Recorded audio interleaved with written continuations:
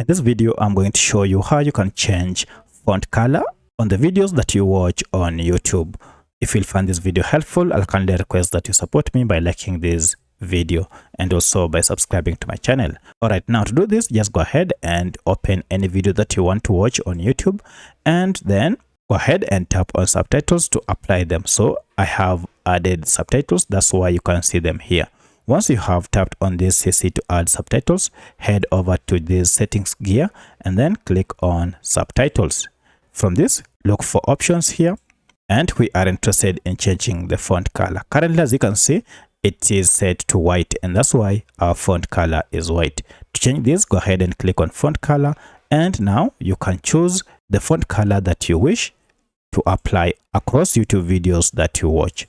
So if you're okay with green, then choose green, and now this will be applied across all the video, and look at that.